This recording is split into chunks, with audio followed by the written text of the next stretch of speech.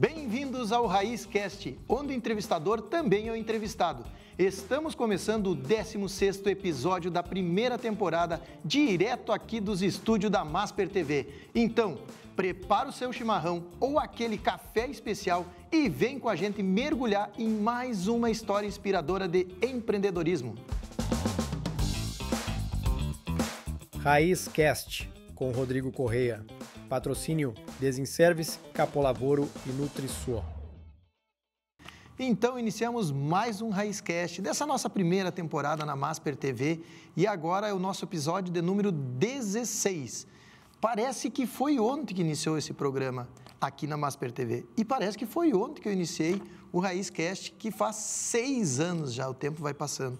Foi um programa que iniciou para mim conhecer pessoas, fazer o famoso network e, ao mesmo tempo, também entender muito das dores que as pessoas passavam. Mas, vou dizer que, com o tempo, esses 6 anos, para mim, foi uma faculdade inexplicável o quanto eu aprendi de conteúdo. E eu tenho certeza que quem está nos chegando aqui pela primeira vez, ouvindo ou vendo, vai ter certeza que vai aprender muito. E hoje, claro, nós vamos para uma área mais técnica.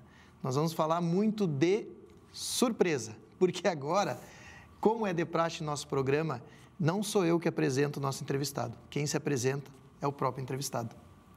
Bom, muito prazer. Eu sou a Luciana Mânica. Agradeço estar aqui falando um pouco sobre propriedade intelectual, que é um tema que é muito caro. E, para mim, eu vivo a propriedade intelectual. Eu sou uma pessoa que consigo identificar a propriedade intelectual nas coisas mais simples até nas mais complexas. Então, eu estou agradecendo essa oportunidade para desmistificar a propriedade intelectual para todos vocês, os ouvintes do RaízCast. Então, muito obrigada, Rodrigo, por esse convite. Mas, antes de nós começarmos na área, tecnicamente, pergunta e aula, eu tenho uma pesquisa aqui no programa. Primeiro lugar, natural da onde? Luciana nasceu aonde? Santa Maria, com muito orgulho. Santa Mariense, olha aí.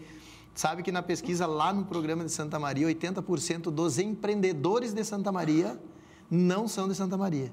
Olha que fantástico. É incrível. Porque lá tem muito capital intelectual. É muito capital intelectual, só que o pessoal vaza de Santa Maria, que nem diz o gaúcho, e aí quem vai empreender vem de fora para empreender em Santa Maria. Aproveitar aquela brecha que os empresários deixaram. Deixam a pessoa intelectual que vaza, que é o teu caso, que vazou de Santa Maria e está em Porto Alegre. Mas eu estou sempre com um pezinho lá. Na verdade, até é uma facilidade da minha área, que é poder atender clientes de qualquer lugar do mundo. Então, ontem mesmo eu recebi uma ligação do pessoal dos Estados Unidos, que está demandando serviços tanto no Brasil quanto nos Estados Unidos. Então, o importante é a gente transferir para o cliente a segurança, a responsabilidade e a responsabilidade. E aí, não importa onde você está, graças a Deus, a minha profissão permite atender clientes de qualquer país e também me fazer presente, às vezes, ainda mais com tecnologia, em qualquer lugar. Então, por mais que eu não esteja mais em Santa Maria, o sotaque, mesmo há mais de 20 anos fora, continua. O mesmo. O mesmo. Mas eu vou fazer uma pergunta, então, aproveitando, já que nós falamos Santa Maria, que vem da pesquisa que eu faço aqui. Como era a Luciana na sala de aula? Na sala de aula, eu era uma pessoa respeitosa, vamos dizer, com os professores, sempre atenta. E isso foi ao longo da minha vida. Por mais que eu venha, vamos dizer assim, colecionando certificados e também ministrando aulas, ou seja, por vezes em outro local, né? Não mais como ouvinte, mas por vezes como palestrante, quando eu estou na cadeira, primeiro que eu adoro, porque é uma oportunidade de trocas, aprendizado e trocas, eu sempre fui muito atenta, sempre fui de anotar tudo. E se por vezes eu passei como se eu estivesse desatenta, num momento inesperado eu estava levantando a mão e sempre participando. Então eu sempre fui muito participativa. Por mais que às vezes em pós-graduações, às vezes eu fazia 2 pós-graduações ao mesmo tempo, então aquela recolhida assim sobre a classe, daqui um pouco eu levantava a mãozinha, então eu sempre fui muito participativa. E eu acho isso, eu como professora, é muito importante ter esses alunos participando, porque demonstra que estão prestando atenção, estão questionando. Não é aquele questionamento que hoje em dia, vamos ver se eu faço uma pegadinha, porque hoje em dia nós temos o Google, vamos ver se esse professor realmente é conhecedor da matéria. Não é no intuito de testar, mas é de instigar no aluno um poder de imaginação, dele sair daquele caso que o professor está expondo, inclusive ampliando possibilidades diversas do que ele está expondo e já gerando aquele questionamento. Então, claro que permitindo que haja fluidez na aula também, né? Mas sempre fui muito participativa. Tá, mas eu vou voltar agora, como o programa é raiz, eu vou voltar à pergunta. Tu, como uma boa advogada, né, tu conseguiu enrolar bem essa pergunta. Eu vou na essência raiz da pergunta. A Luciana era aquela aluna que não parava de falar, tinhosa, ou a Luciana era aquela aluna CDF, a chata? Não tem como fugir, é um ou outro. É que, na verdade, eu sempre fui, acho que, uma mescla dos dois. E sempre fui líder de turma, do início ao fim. Acho que na primeira série, na minha época era a primeira série do primeiro grau, né? Hoje em dia já mudou essa categoria. Mas desde a primeira série até o último ano, eu sempre fui eleita líder de turma. Então, ao mesmo tempo que eu tinha voz e incomodava, eu também acolhia todos, vamos dizer assim, todos os diferentes eu também acolhia. Então, era uma mescla disso tudo. Um pouco de incomodar, de brigar pelos meus direitos e pelos direitos dos outros, e, ao mesmo tempo, atenta e participativa no que tange ao conteúdo. Então, era uma mescla. Talvez por isso a carreira hoje. Talvez por isso a carreira hoje, com certeza. Vamos lá, deixa eu te perguntar. Como foi a questão segundo grau, que para nós era segundo grau, né? Chegou o segundo grau, que é os últimos anos finais. O que tu pensava em fazer? Tu já tinha definido a tua carreira ou não? Teve uma época, na verdade, a minha família de Santa Maria, na verdade, se sediou em Santa Maria. Nós tínhamos elegância feminina, a família era dona dessa loja. E para mim, eu, certa feita, ainda pequena, olhei, e tinha um mezanino que eu olhava toda a loja enorme assim. Eu disse para minha mãe, mãe, eu não quero isso para mim, eu quero ir mais além. Eu quero algo que eu possa viajar, que eu possa estar no exterior, que eu aprenda línguas, que eu conviva com culturas diferentes. Aí ela me disse, minha filha, eu acho que então combina contigo, já que tu gostas do comércio, de vendas e negócios, o comércio exterior. Então, num primeiro momento, ainda pequena, me pareceu que o comércio exterior me levaria, vamos dizer assim, em contato com diversas culturas e diversas línguas. Mas depois eu vi que essa questão da justiça, de defender direitos, não importa, todo mundo tem uma possibilidade de defesa ou de argumento, né? Isso me instigou, daí me levou para o direito. Então, acabei tendo esse desvio. E depois, como que eu cheguei na propriedade intelectual, eu vi que aquela era um pouco de uma certa mesmice, em que pese os fatos no direito, as relações humanas gerarem diferentes desafios para advogados, para atuantes no direito, me parecia que eram mais do mesmo sempre. Né? Contrato de locação, contrato de venda, enfim. Eu queria algo que me conectasse de novo com essa possibilidade da atuação no exterior ou viajando. E aí foi que eu descobri a propriedade intelectual, porque a propriedade intelectual ela não era ministrada nas cadeiras, assim como em diversas faculdades, não é até hoje. Então, é uma matéria que permite muito criativo. Né? Então, eu tenho uma mescla do direito, do certinho, mas uma mente um tanto quanto criativa. Então, através da propriedade intelectual, além das criações vindas dos clientes, eu penso muito estrategicamente. Eu entrego muita coisa que, de um produto novo, eu consigo agregar valor entregando uma nova embalagem, que traz um diferencial para o empreendedor de forma fantástica frente a concorrentes. Então, eu sou bastante criativa. Aí que eu migrei para a propriedade intelectual. Eu nunca atuei naquela questão do direito civil, direito trabalhista, enfim, dos diversos ramos que temos. Em verdade, eu consigo aliar a propriedade intelectual em todos os ramos do direito. Então, eu consegui, em verdade, multiplicar a minha atuação. Né? Eu não deixei de lado essas bases do direito que são fundamentais, mas eu consigo me relacionar com todas elas através da propriedade intelectual. Nós vamos entrar num contexto agora, inclusive, com uma questão de perguntas, porque eu quero eu quero aproveitar o tempo do programa para quem está ouvindo, assistindo, nós entendermos propriedade intelectual, nós entendermos sobre registro de marca, né? É quase que uma aula técnica nós vamos ter aqui hoje da Luciana. Mas antes disso, eu queria dizer o seguinte, para quem está nos assistindo hoje, tu falou nos direitos de todos, né? Tem o direito da pessoa da alimentação. E aí eu venho com a brincadeira da alimentação, que nós temos o direito de se alimentar aqui também.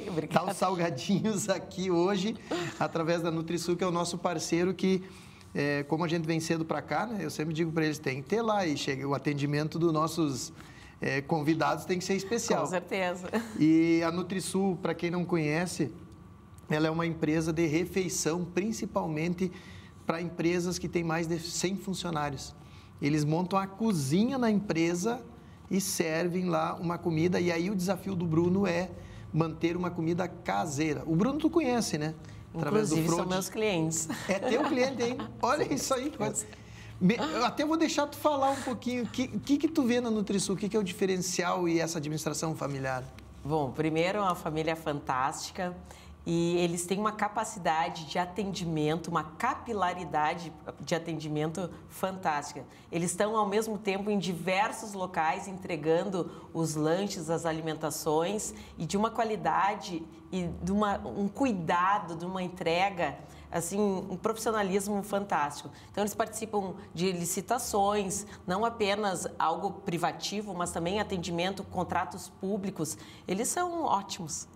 Gente, não precisei nem falar, né? A apresentação já veio. Olha a coincidência ainda jurídica. E eles têm marca registrada, com certeza. Olha que nós vamos falar agora sobre... É muito importante. A NutriSul é uma marca registrada. Registrada. Então tá aí. Há muitos anos, inclusive recentemente prorrogou por mais 10 anos. Olha que interessante. Tem uma prorrogação, então nós Sim. vamos... Então olha só, isso é uma coisa muito importante. Eu sabia que tinha, mas eu não sabia o tempo, não lembrava de cabeça o tempo. A marca então, é o único direito advindo da propriedade intelectual que pode ser para todo sempre. Os demais, todos morrem no caminho, ou porque o autor faleceu e aí tem um limite temporal após a morte do autor, e outros porque a lei limita, patente de invenção 20 anos, patente de modelo de utilidade 15. A marca, a cada 10 anos, ela pode ser renovada para todo sempre. Que legal. Vamos começar, então, com as perguntas técnicas para nós não aproveitar o máximo do tempo dessa aula, né? Então, vamos lá. Como surgiu o teu interesse... aqui vem a primeira pergunta. Como surgiu o interesse por direito e, mais especificamente, pela área de propriedade intelectual? Perfeito. Eu falei um pouquinho sobre isso, mas existe um marco bastante importante. Eu tive a oportunidade de morar no exterior, fiquei meio ano na Itália, 1 ano e meio em Londres. Quando eu voltei para o Brasil, inclusive em Londres, eu me tornei funcionária pública britânica, mas eu pensei que eu tinha mais, vamos dizer assim, Como assim um brasileiro se tornou funcionário público? Agora as pessoas estão curiosas. Se eu for para lá, eu posso me tornar um funcionário público? Se tu tens a cidadania europeia, sim. Eu sou cidadã italiana, então eu pude... Eu vou adentrar um pouquinho na tua área de vendas, então, para contar pouco dessa história. Bom, já indo direto para Londres em especial, eu tive a oportunidade de trabalhar dentro de um restaurante francês. Eu cuidava das functions, que eram entregas de lanches, esse aqui da NutriSul. Tá aqui em cima. O que a NutriSul fazia, eu fazia lá em Londres, mas dentro do Museu de História Natural. E soube que teria aberto uma vaga, e eu, como cidadã europeia, disse, eu vou concorrer, porque o não eu já tenho. Isso é outra coisa também, até para a questão de vendas, para permitir a vida. O não você já tem, você tem mais é que tentar, porque pode se tornar um sim. E aí fui para a disputa, vamos dizer, no que tange a essa vaga dentro do Museu de História Natural. O meu aspecto, eu fui analisada por 3 diretores. E numa das partes da seleção, eles me deram o guidebook, que é um guia, né, para percorrer nas galerias do museu, e disseram, me venda esse livro, esse guide, esse book, esse guia. Eu disse, se me permitam fazer um adendo, prévio à venda, eu gostaria de fazer um comparativo entre os países. Como ocorre o comércio nos países. Aí eu comecei, aqui na Inglaterra, com a Máxima Vênia, o pessoal é muito seco, você não é atendido, você chega numa loja, por exemplo, na H&M, ocorre aquele self-service, né? Você mesmo vai olhar as roupas que te interessa, você mesmo leva ao provador e você vai ao caixa e paga. Na Itália, eu, como italiana, eu posso dar um pitaco nos italianos, né? Que nem santamariense só pode falar mal de santamariense. Então, na Itália... Italiano, só italiano fala mal. Isso. Aquele jeito. Toma esse, o sorvete já é de morango, Coca-Cola para todo mundo. Eles determinam, eles não deixam nem o consumidor escolher ou optar por aquilo que, eventualmente, poderia até comprar mais. Se não tivesse, toma isso e vaza. Então, essa é a conduta do italiano. Que, na verdade, isso é a venda. Quando o cliente chega e pede, tu simplesmente está retirando o pedido. Isso. Agora, a venda é o produto a mais. Isso. Tanto é que eu tenho um vídeo com mais de 2 milhões de visualização muito famoso que eu falo sobre isso. Com certeza. Aí, cheguei no Brasil. No Brasil, nós encantamos o consumidor. Nós... Pelo menos na minha época, que hoje em dia também tem mudado, até pelas próprias gerações que vão mudando e no quesito atendimento, e é algo que tu tens muito a nos ensinar, principalmente para as novas gerações. Como eu tive essa aulinha, essa faculdade da elegância feminina, eu sei que você tem que encantar o cliente e você tem que, na eventualidade dele não encontrar o produto que estava procurando na prateleira, que você não tem, você vai oferecer algo que substitua aquilo. Ele tem que sair satisfeito. Então, ou pelo menos algo que faz assim, volte semana que vem que eu vou ter esse produto, ou em quanto tempo você tem.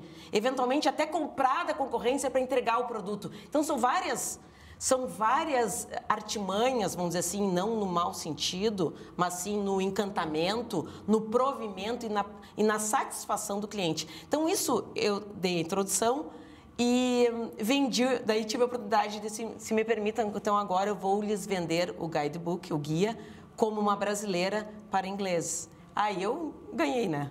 Fui selecionada, porque a prova final era colocar a prova se eu conseguiria vender o guidebook. Mas eu dei essa alfinetada. Então, também demonstrar que você é conhecedora do assunto, é conhecedora do seu tema, é muito importante. Mesmo, claro que com jeito, né, tudo pode ser falado. Então, eu tive essa coragem de me expor e ali, então, eu me tornei funcionária pública britânica. Voltando para o Brasil e adentrando no teu questionamento, por que eu escolhi a propriedade intelectual, eu já tinha cursado 3 anos de Direito quando eu tranquei a faculdade de Direito na PUC e fui fazer essas aventuras, mas essas aventuras sempre muito alinhadas. Eu sempre, por onde eu viajei, eu sempre estudei. Então, é algo... Eu tenho a curiosidade, quando tu foi para lá, tu foi como? De que forma? Não, tu disse que tinha cidadania italiana, então tu foi para lá para realmente procurar um trabalho, ao mesmo tempo estudar. O que era esse desafio? Primeiro, eu fui para a Itália já empregada. Eu tive esse cuidado. No meu currículo, acho que eu só não fui, nem sei como é que se diz para mulher, mas tipo coroinha. De resto, eu fui. Então, eu fui babysitter, né? Já fui empregada. Lá eu estudei italiano também. Da Itália, eu fui visitar o meu primo Giovanni Mânica, que também é de Santa Maria, já falecido, mas que inclusive depois veio a ser meu sócio. E aí eu me desloquei para Londres. E em Londres eu já iniciei trabalhando num caixa em Covent Garden. Então eu sempre estive preparada para onde eu fui. Quando eu fui para a Itália, no mínimo eu estudei 5 dias, contratei uma professora. Eu tenho facilidade para línguas, mas também eu sou focada naquilo que eu desejo. Eu estudei 5 dias, eu brinquei, dizendo assim, professora, eu preciso dizer que se eu estou com fome, se eu já comi ou se eu preciso comer. Pelo menos as questões temporais para eu poder me alimentar. Claro que eu fui estudando, fiz um teste na Associação Italiana em Santa Maria, já estava no 4º nível. Bom, já consigo me defender. E aí que eu fui para a Itália. Da Itália, daí eu fui para Londres. E me aventurei, vamos dizer assim, mas sempre já trabalhando, sempre Independente buscando... do que tinha que trabalhar, pegava o cargo e ia. Tudo. Então, assim, ó, é bem isso, com bastante coragem e humildade, que eu acho que o trabalho dignifica o homem. Se eu não fosse fazer algo que colocasse a minha vida em risco ou a minha segurança também, me expor, eu estava topando. Claro que eu já tinha algum inglês, eu até achei que o meu inglês era muito básico, mas de pronto me colocaram para atender no caixa. E naquela época, ó, estou entregando a idade, não havia... A moeda não era em euros para a comunidade europeia, não existia a comunidade europeia, era Europa Oriental e Europa Ocidental. Isso quer dizer que cada país tinha a sua própria moeda. Então, eu no caixa, eu recebia diversas moedas, porque Londres é muito cosmopolita, recebe turistas de todo o mundo. Então, eu tinha que dar troco em marco alemão, em franco suíço, e, enfim, né? Tinha que ter todo esse raciocínio lógico. E depois eu fui para um museu de História Natural, mas não diretamente como funcionária pública britânica. Eu fui trabalhar nas functions que eu mencionei, que era estilo Nutrisul, né? Entregava alimentos e tal, no próprio museu. Eu tive até uma oportunidade de ver a rainha, essas questões, né? Porque só pessoas com, vamos dizer assim, com a sua vida pregressa investigada que poderia presenciar, né? Estar próximo da rainha Elizabeth. E aí eu pleiteei o cargo para a funcionária pública britânica. Quando eu retornei daí para o Brasil, que você perguntou o porquê da propriedade intelectual, eu vi que o Brasil estava muito estagnado. Eu saí, fiquei anos fora e parecia que todas as pessoas estavam fazendo as mesmas coisas. Que época é essa que tu voltou para o Brasil? Isso foi em 2001. Eu fui... 2003 eu voltei para o Brasil. Fui em 2001 e voltei em 2003. E aí eu vi, bom, então eu estou sentindo a necessidade de um direito mais criativo, de um direito mais... Tu tinha 3 anos de faculdade. Tinha 3 anos de faculdade, suspendi, e aí na minha época faltavam 3, mas houve uma alteração de currículo, reduziu para 5,5. E eu, alucinado do jeito que eu sou, fiz em 5, fazia mais horários. Mais cadeiras e... Isso, então em mais 2 anos eu concluí. E ali que eu me deparei com a propriedade intelectual esses cursos extras que a faculdade, aulas, vamos dizer assim, específicas que a faculdade oferece. E nem era aula de se pagar. Era uma professora, Helenara Vancini, ela tinha um grupo de estudos, é o termo correto. A partir desse grupo de estudos, eu tomei ciência do que era a propriedade intelectual e me encantei, porque eu vi que ela me conectava com o mundo, ela permitia que eu me conectasse com o mundo, através de tratados internacionais, legislações não apenas do Brasil. Então, tornou mais complexo aquilo que, em tese, pode ser simples, daquela visão contrato de locação, compra e venda inicial, né? Óbvio que o direito é muito mais complexo do que isso. Não estou, vamos dizer assim, diminuindo essas áreas do direito, mas se tornou mais complexo porque são legislações, inclusive, do exterior que a gente tem que estar analisando com a legislação brasileira. Então, foi isso que me instigou e cheguei na propriedade intelectual. Através dessas aulas com a professora, isso, foi que grupo instigou de estudos. Aí para esse lado. Isso aí. Como foi isso aqui, ó? A segunda pergunta era como foi sua experiência como funcionária pública britânica e como influenciou na sua carreira. Então, tu já respondeu essa. Isso. A terceira, para quem está começando um negócio, qual a importância de entender e proteger os direitos de propriedade intelectual? Bom, primeiro, a propriedade intelectual, ela é tudo aquilo que o ser humano cria, desenvolve e que não está na natureza. Ou seja, há uma interação do penso, do intelecto do ser humano, ele interage com aquilo que existe e cria algo novo. Ou cria da sua própria, vamos dizer assim, de uma dança, de uma fala, de uma composição, né? Que daí é o direito autoral, que ele não está interagindo com algo externo necessariamente, né? Então, vem do intelecto e é algo que não existia. Então, é uma obra nova, é uma literatura, né, um método filme novo. Raiz. Um método raiz, né? Aí a gente tem que cuidar o que é passível de proteção ou não, como marca, sim. Como método, existe algumas vedações legais, mas você pode redigir um livro, como temos no seu lançamento. Método Raiz, dia 20 de fevereiro. Dia 20 de fevereiro. E não é de janeiro? É fevereiro? Fevereiro. É fevereiro. 20 de fevereiro. Ah, então está garantida a presença. E, enfim, então a propriedade intelectual, ela é aquilo que o ser humano, são direitos advindos da criação do ser humano. Então, são criações intelectuais e do espírito. Né? Então, por que é importante o empresário registrar ou proteger aquilo que é passível de proteção? Porque tem algumas coisas que não é passível de proteção, porém, a inovação é muito importante, chegaremos nesse ponto. A proteção, por exemplo, via marca, ela identifica o produto ou o serviço que o empresário vai expor, vai vender. Porque o empresário, ele sempre vai estar vinculado a um produto físico em si ou a um serviço. Vamos dar um exemplo, então, quando nós estamos falando em marca, eu vou aproveitar e vou te dar um presente, então. Olha só! Então, nós estamos falando aqui da vinícola Domus Meia. Isso aqui é uma marca, vinícola Domus Meia. É isso? Isso. Te entregar o presente aqui. Muito obrigada. Essa então, marca. Perfeito. A vinícola Domus Meia é uma marca. E o que nós temos aqui? O design da garrafa, que também é algo passível de proteção. No caso, esse formato é mais comum, então você não conseguiria ter exclusividade. Porém, se apresentasse o produto num formato diferenciado, caberia a proteção pelo design da garrafa. Então, é outra proteção de propriedade intelectual que é necessária se você quiser ter exclusividade.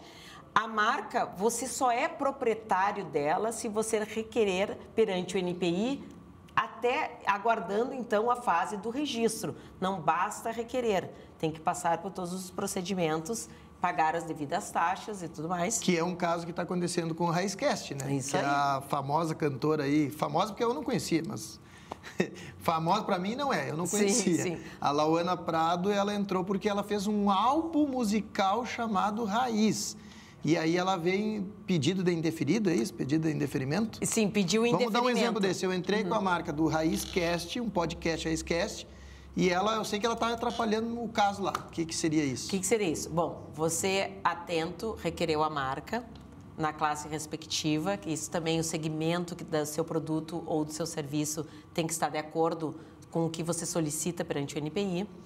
E ela entrou com uma oposição, provavelmente, e impugnou o seu pedido de registro, alegando, talvez, que o Radical Raiz era pertencente às duas, né, estava colidindo com a marca dela. Ocorre que, por mais que seja da mesma classe, provavelmente classe 41, né, que tem segmentos na área de podcast, vídeos, livros, enfim, né, não necessariamente ela terá sucesso nessa impugnação. Porque você pode alegar que o Raizcast forma um conjunto novo, que eventualmente o Raiz pode estar diluído nessa classe 41, que Raizcast diferencia de eventual conjunto marcário que ela tenha, que eu não sei qual é, né? Estou supondo aqui. Eventualmente o segmento dela é mais específico para shows. E é um álbum musical, na verdade. Um álbum musical que você está dizendo. Então, não tem a ver, vamos dizer assim, está na mesma classe, tem uma afinidade, porém, ninguém vai, vamos dizer assim, deixar de comprar o álbum musical ao acessar o podcast do Raizcast.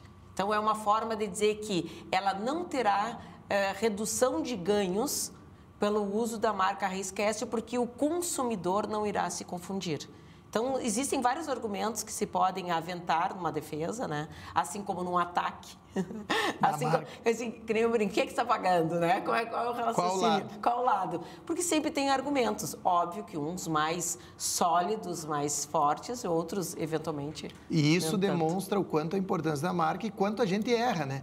Porque o próprio Raizcast, ele se tornou, vamos dizer assim, uma coisa que começou a me chamar a atenção. Disse, opa, isso aqui virou um negócio.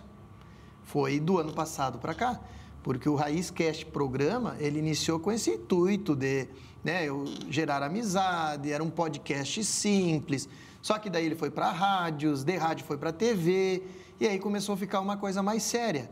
E aí foi que me chamou a atenção, opa, eu vou ter que organizar e registrar a marca, e aconteceu isso. É a mesma coisa o método Raiz.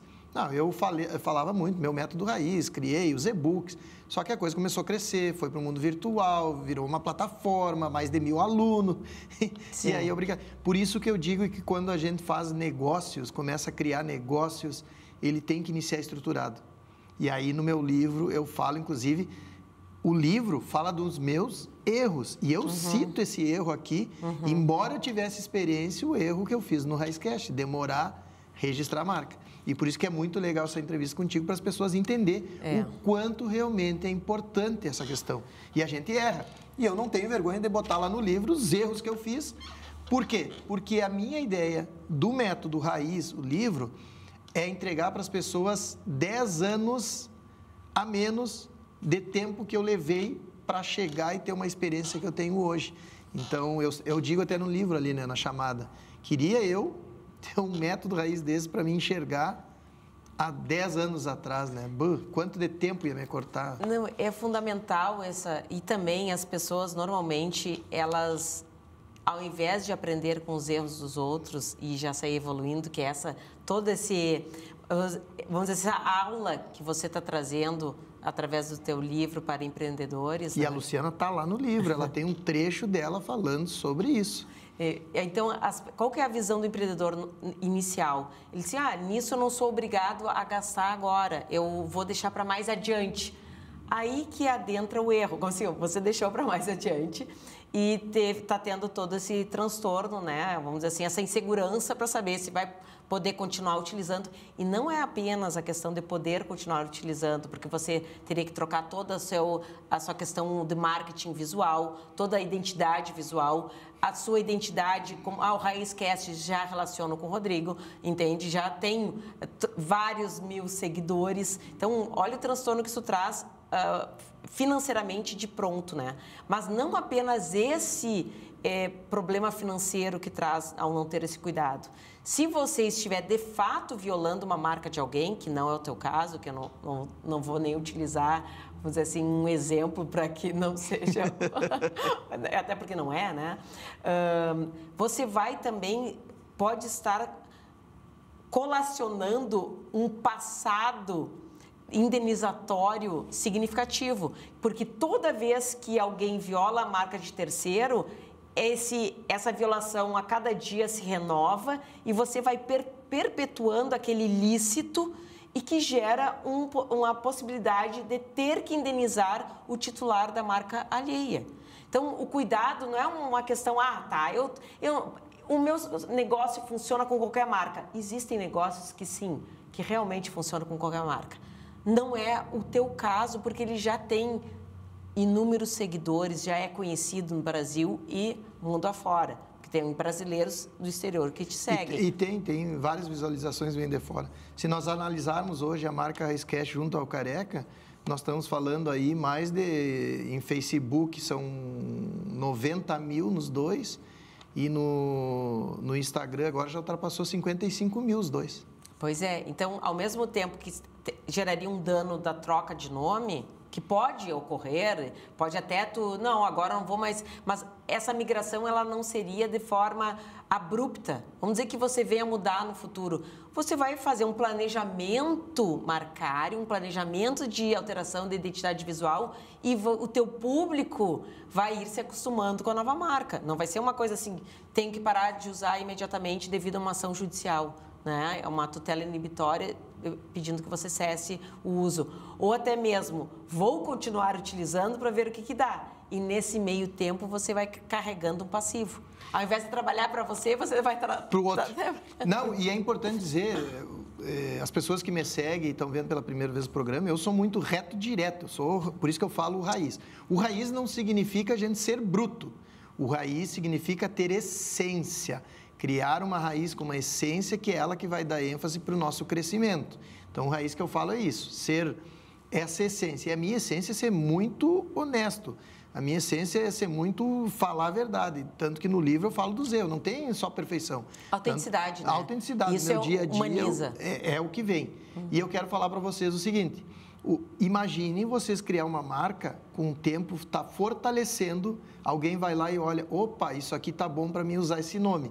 Ele vai lá, começa a usar a tua marca e começa o processo de registro. confirma para mim. O Giovanni ali criou uma marca, começou a crescer. O Rodrigo olhou, olha, essa marca está forte, não tem registro. Vou registrar essa marca e trabalhar com ela. Eu começo a registrar agora, o Giovanni já está 1 ano e meio, mas eu vou lá e registro, inicio o processo de registro. Eu tenho grande chance de ganhar e ser porque eu fui o primeiro a entrar com o processo. É isso? Sim, na verdade, no direito marcário nós temos, vamos dizer assim, 2 princípios, né? O princípio daquele que requer, vou utilizar palavras mais simples, quem requer primeiro, ele então tem uma expectativa de direito de ser o real titular, tá? Se chama o princípio que você, nem vou explicar o termo específico, não é o caso, mas o primeiro que requer tem essa possibilidade. Já quem usava mais tempo tem o direito do uso precedente. Então, o Giovanni que você citou, que teria utilizado há mais de ano, ele tem um prazo legal, primeiramente na oposição, 60 dias, quando for publicada a sua marca, para impugnar, trazendo provas de que ele fazia o uso anterior, que é o usuário anterior de boa-fé, vai comprovar o seu direito de precedência ao uso. Então, ele vai ter que comprovar que por no mínimo 6 meses a contar do seu depósito, ele já fazia uso dessa marca. Então, ele vai poder, em oposição, e atualmente se pode impugnar num processo administrativo de nulidade também, inclusive judicialmente. Então, mas não é o certo, vamos dizer assim, você dormir no ponto. O direito não socorre aos que dormem.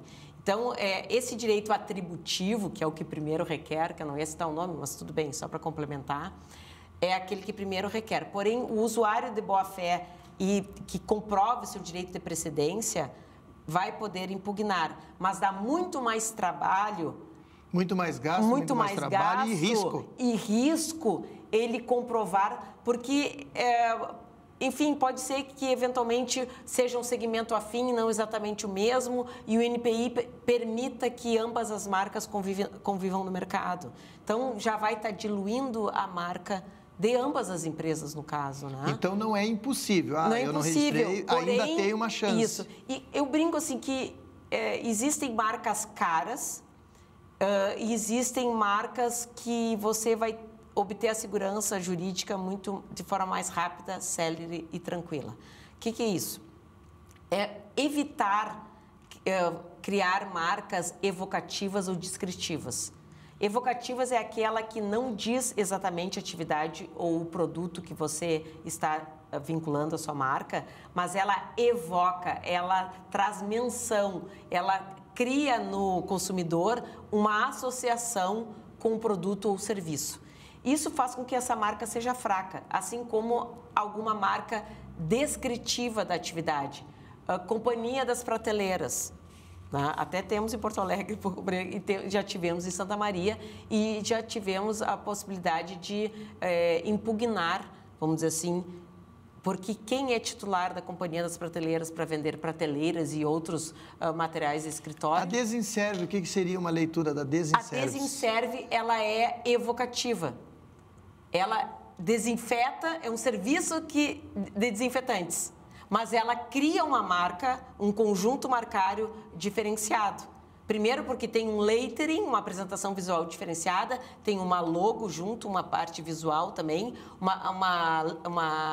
o lettering, que é a escrita diferente, ela cria elementos visuais, ela remete a desinfetantes, limpeza, né? Hoje ela está se tornando a maior detetizadora do estado. Sim, só que o vem de desinfetar, desinfetar. Né? E serviço, então ela evoca esse serviço. Ela criou um conjunto novo? Criou. Porém, eventualmente, alguma outra coisa, ela vai ter que conviver. Então, evitar dentro do possível isso. Claro que a evocativa é muito mais forte que uma descritiva. Uma descritiva seria desinfetação, não sei como é que se diz, serviço de dedetização. É que eu quis usar o mesmo radical, né? Mas, enfim, daí essa seria a descritiva e se não tiver elementos visuais, ela não tem como ter exclusividade, porque senão vai impedir que outras empresas do mesmo ramo consigam, vamos dizer assim, discriminar a atividade. E tu sabe que eu acho... E é igual a questão... Agora eu estava olhando aqui, eu me lembro eu fiz uma postagem que eu vi o cara colocaram lá, o sapo é o maior exterminador de insetos do nosso planeta. E mesmo ele sendo feio, não precisa jogar sal sendo feio. Aí eu fiz uma Desinservice, a maior empresa de matar insetos. E mesmo tendo Jefferson feio, não precisa você colocar. Ai, sacanagem. Eu fiz uma postagem. Não, é sacanagem com o amigo, né? Ontem eu brinquei com ele que ele tinha que atualizar o site, porque a foto atual não condiz com a quantidade de cabelo que está no site. E aí os dois mataram o amigo, né? Mas não, é uma empresa maravilhosa. A do sapo eu botei ali. É isso aí. É que nem a questão da parceria solar. A parceria solar a gente já iniciou porque... E hoje tem muitas empresas que, igual a nossa logo, há muitos anos atrás, a logo eu fiz um painel solar com um sol na lateral e colocando parceria solar a marca. Hoje eu vejo muitas empresas usando quase que a réplica desse desenho, sabe? O que acontece? Só que o nome ficou muito... Sim, é que é normal as pessoas vincularem elementos visuais que remetem ao serviço ou ao produto para facilitar o consumidor. Por exemplo, extrato de tomate. Quase todos eles têm tomate na embalagem. Se destacou a Sica, o elefante, que em tese não tem nada a ver com tomate. Conseguiram fazer diferente. Né? Isso. Então, eles saíram... Está aí uma forma de se destacar e sair, vamos dizer assim, se diferenciar da concorrência. Então, criar uma marca forte é bastante importante. O que eu mencionei, então, no início, que existem marcas, vamos dizer assim, mais caras e outras nem tanto. Aquela marca...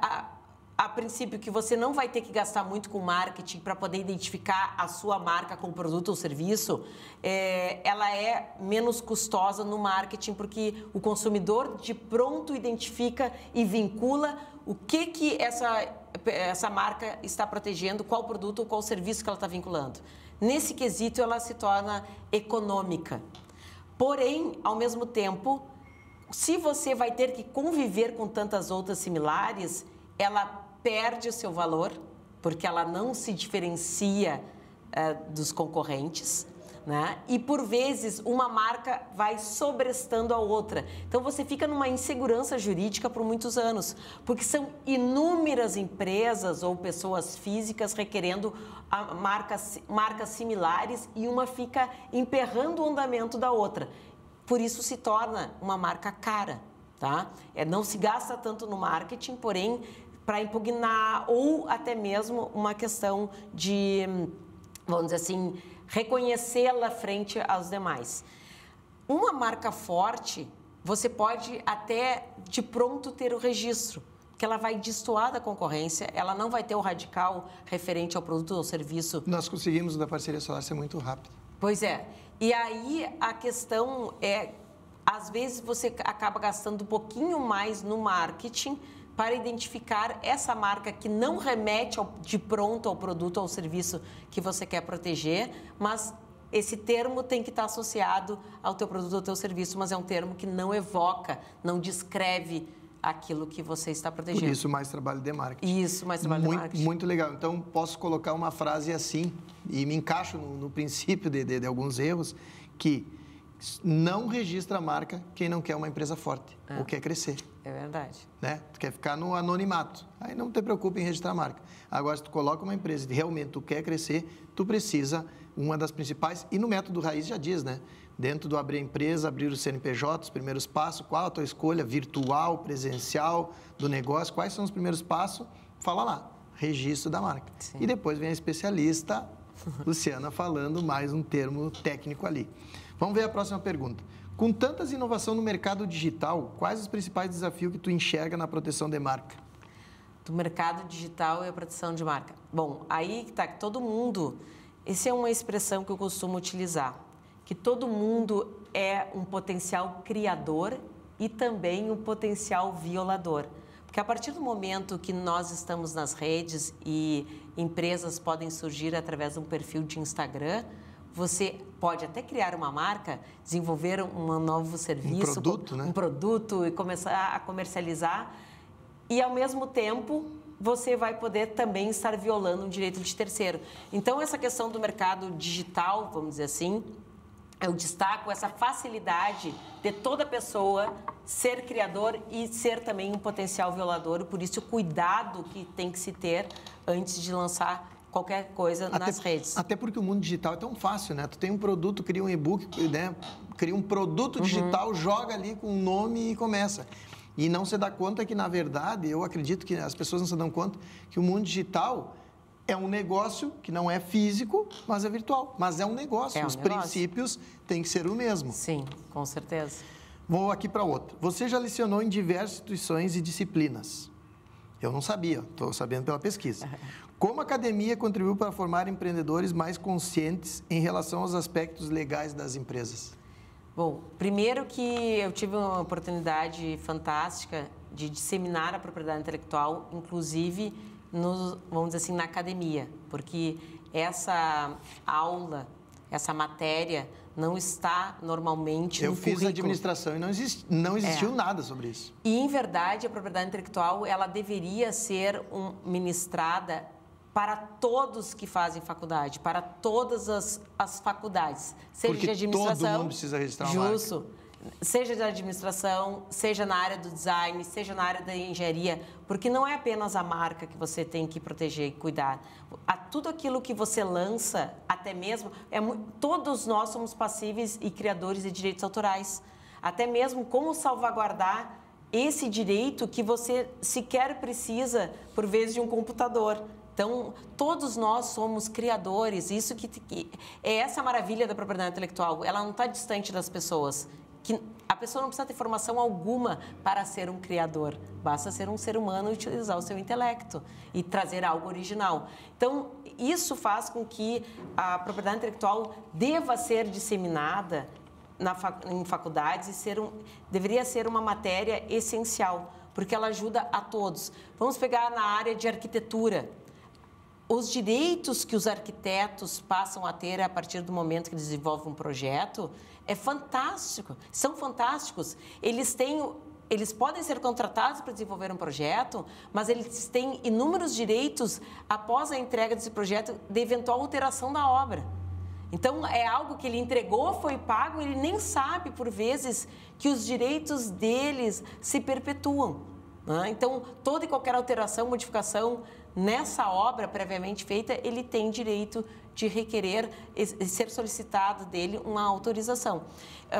A engenharia podem ser, além de projetos, podem também proteger invenções, inovações. A engenharia está muito ligada ao campo tecnológico. Pessoal da tecnologia da informação, área de software vinculado a um hardware é passível de patente. Se você coloca e expõe ao público sem a devida proteção prévia, você está colocando em domínio público. E então, eu lembro isso que tu falou, principalmente a área de tecnologia, e eu até tinha citado no outro programa, que está sempre comigo, inclusive ele vai estar no livro e está dentro dos e-books no Raizflix, que é a Evolution. Eles tiveram que, para refrisar toda a marca e revolucionar, eles tiveram que botar Evolution IT.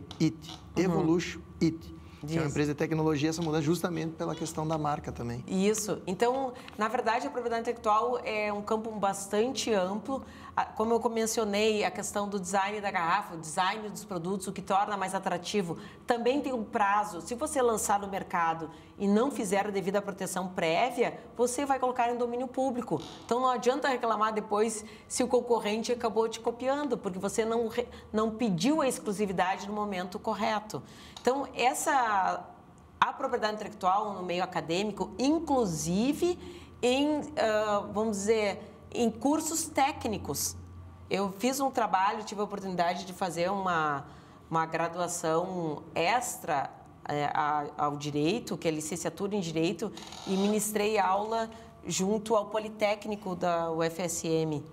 E lá eu desenvolvi um projeto, na minha monografia, acredito, um trabalho de conclusão de curso, que se faz necessário ensinar a propriedade intelectual, inclusive nos cursos técnicos, para que as pessoas saibam que elas são potenciais criadoras e que dessa criação advém inúmeros direitos. Só que, se não protegidos adequadamente, elas perdem.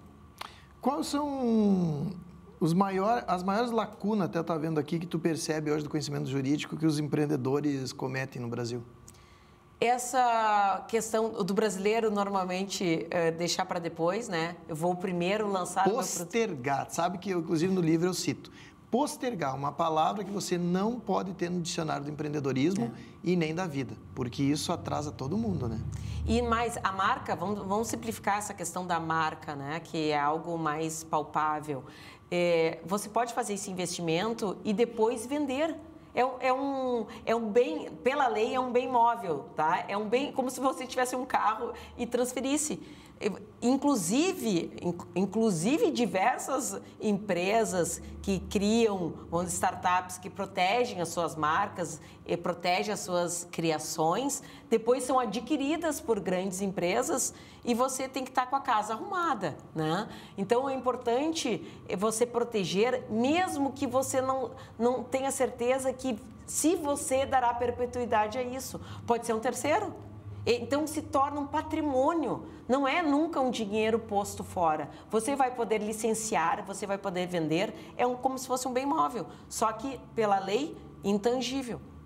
Pode se tangibilizar num terceiro, brincando, né? Você fazendo a venda ou licenciando. Já pensou como é que a gente faz para vender a marca do Careca? Bom, podemos... na verdade vai ter vários carecas. O cara tem que ser careca. Ou então coloca uma peruca careca. A gente sempre dá um jeitinho nisso. Para utilizar a marca do careca. E também essa questão da compra e venda é uma questão que eu atuo muito estrategicamente com clientes. Normalmente casos mais complexos que chegam até mim. Por exemplo, Luciana, faz 30 anos que eu tento obter minha marca. Credo, e eu não 30 consigo. Anos? Porque tem alguma proibição, tem alguma vedação, uma anterioridade expeditiva. Aí você pensar estrategicamente as soluções é fantástico. E uma das soluções muito simples é adquirir a marca que está lhe causando impedimento. Só que, às vezes, óbvio que tem que ter jeito, porque você não pode fazer com que esse valor se torne exacerbado, porque o empresário vai dizer, eu prefiro então trocar de marca, né? Então, tem toda uma questão de negociação, de estratégia de atuação, para poder, vamos dizer assim, chegar ao melhor resultado para o cliente, que é, de fato, obter a sua marca tão desejada. Então, são inúmeros meios, né? Por isso que a estratégia é fundamental. Tu falou estratégia, agora tu falou principalmente... Uma coisa que eu sempre falo a palavra... Agora me faltou a palavra, mas tem a ver com postergar. Me faltou a palavra que eu quero dizer. O que eu quero dizer? Sair do foco. Simplificar aqui. Então, bem raiz, sair do foco. E aí nós temos um parceiro aqui, eu não sei se tu conhece o professor Wesley, que a grande marca hoje que ele tem é a Capolavoro. E eu até fico pensando, mas é uma palavra, se eu não me engano, em italiano, Capolavoro, que é um curso que ele tem sobre core business. Tu sabe que até pouco tempo, eu era uma pessoa que com vários negócios, tu fica, vamos dizer assim, tirando o foco de uma única coisa, que é o core business que fala. E eu pensava que era uma bobagem. Não, a gente tem superpoderes, a gente consegue administrar tudo, a gente consegue fazer. Mas não existe mesmo. Depois que eu fiz o curso com a Capolavoro, que é a nossa parceira lá, que é do professor Wesley, eu entendi que o core business, nosso foco, ele tem que estar dedicado a uma coisa de ponta, né? Que é o que realmente tu quer. As outras coisas, elas vêm na sequência. E aí tu depende de pessoas que façam esse outro agregar. Como nas empresas, tu precisa ter gestores bons, tu precisa que as pessoas tenham um propósito, vai tocar. Como nós temos 5 empresas, passa a ser CEO do grupo Dona Jaque e eu foco no meu mundo digital, para isso aqui. Depois que nós entendemos e conseguimos fazer isso aqui, há uma transformação nos nossos negócios. Então, eu queria só deixar essa dica ao empresário que está nos olhando nesse momento e está com 2, 3 negócios, está com essa situação que não vai para nenhum lado. Talvez a Capolavoro seja a solução para ti realmente enxergar, talvez com 2 negócios mesmo, tu enxergar o que é o core business do teu negócio, o que é o core business da tua vida para te tocar o negócio. Então, só botei esse porém, porque como nós falamos muito na questão de postergar, e eu acho que muitos empresários estão passando esse momento, que é o foco, né, que está faltando esse foco. E também respeitar as habilidades de cada pessoa, né? Saber delegar ou, eventualmente, deixar a atuação para quem é experto ou tem um perfil para um determinado segmento e cada um focar naquilo que E por isso pode mais agregar. Exatamente. Por isso que a gente tem que ter especialistas, por isso que eu te convidei para o meu livro, por isso que eu tenho várias pessoas convidadas no meu livro e dentro da plataforma lá, com os e-books, porque nada melhor que cada especialista falando na sua área. E o empreendedor, ele é um médico, cirurgião, não cirurgião, médico clínico geral, né? Ele tem que entender de tudo do seu negócio. Luciana, nós estamos entrando na linha, na reta final, tu vê que uma conversa boa, uma aula, ela voa. Eu queria que tu deixasse uma mensagem para essa câmera aqui, para as pessoas, uma mensagem de vida, de empreendedorismo, uma mensagem que toque, que essa mensagem é o que nós vamos levar em collab para todo mundo te enxergar. Perfeito. Bom, o que eu diria para vocês, empreendedores, é inspirem-se, criem, inovem e, se possível, registrem. Só assim vocês vão salvaguardar os seus direitos e ter sucesso nos seus negócios. Muito bom. Então tá dando uma mensagem curta, rasteira, rápida e raiz, né? Raiz. É isso que tu precisa fazer. Isso aí. Queria te agradecer muito a participação aqui no programa, tá? Agradecer também estar junto comigo no livro, essa parceria que nós estamos agora também iniciando aqui em Porto Alegre. Espero que seja rentável para todo mundo, né? Seja muito legal. Agradecer a todos vocês que estiveram assistindo, nos ouvindo e espero que esse programa tenha ajudado muitas pessoas a entender, principalmente do registro da marca da sua empresa. Então, muito obrigado a todos e encerro o programa com aquela velha frase: fiquem com Deus.